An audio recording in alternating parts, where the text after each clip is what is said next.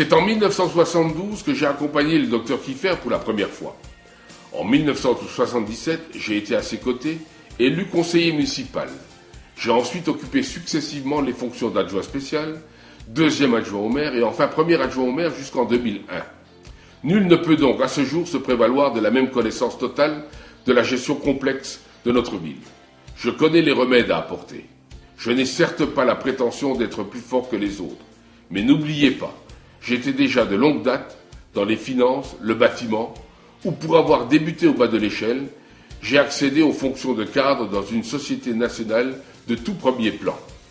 Et Amnéville ne peut se gérer sans ces critères de formation et de pratique, au regard de ses réalisations immobilières de tout ordre et de l'importance de ses revenus.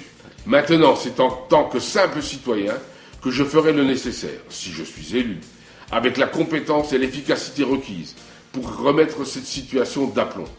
Dynamisme et efficacité seront pour moi les mots de mon action en la matière, adossés à l'instar de toutes mes initiatives à mon ambition pour mes concitoyens et pour d'autres villes.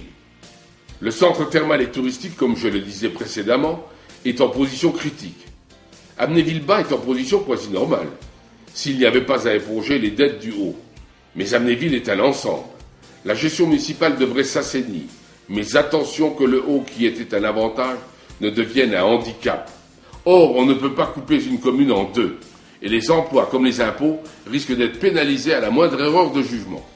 C'est pourquoi il faut penser au centre thermal et touristique, tout en accordant la priorité au bas, car c'est la vie de chaque Amnévilloise, Amnévillois, Malencourtoise, Malencourtois, c'est votre vie.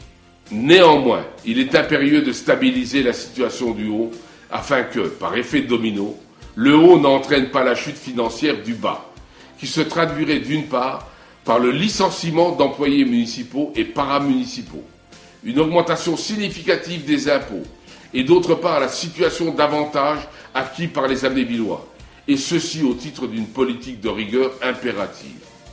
Je veux et je peux éviter que ce que nous avons mis 40 ans à bâtir ne disparaisse du jour au lendemain. Je n'ai pas seulement le désintéressement personnel, mais la volonté, la détermination et la compétence pour relever la situation. Et je mets au défi quiconque de démontrer ces mêmes capacités, cette même résolution, ce même désintéressement personnel. Je mets au défi quiconque de prouver que je n'ai pas la carrure, le charisme et le talent que je prétends avoir pour le faire.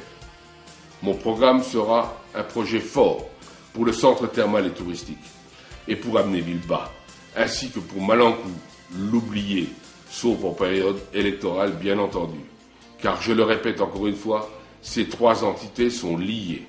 Pour ce faire, j'ai autour de moi et avec moi pour m'accompagner une équipe solide, cohérente et harmonieuse, dont le seul but est de travailler pour Amnéville, et non pour une quelconque ambition personnelle, mais une ambition beaucoup plus grande qui s'adresse à mes concitoyens et à notre ville. Cela, vous m'avez entendu le dire, vous m'avez vu l'écrire et le répéter. Je ne cesserai de le faire jusqu'aux élections, croyez-moi, car la situation est grave. Ainsi, si la population m'accorde ses suffrages, j'œuvrerai résolument dans les seuls buts d'éviter l'écueil qui nous barre la route et de réaliser cette ambition qui me tient au corps pour mes concitoyens et pour la ville.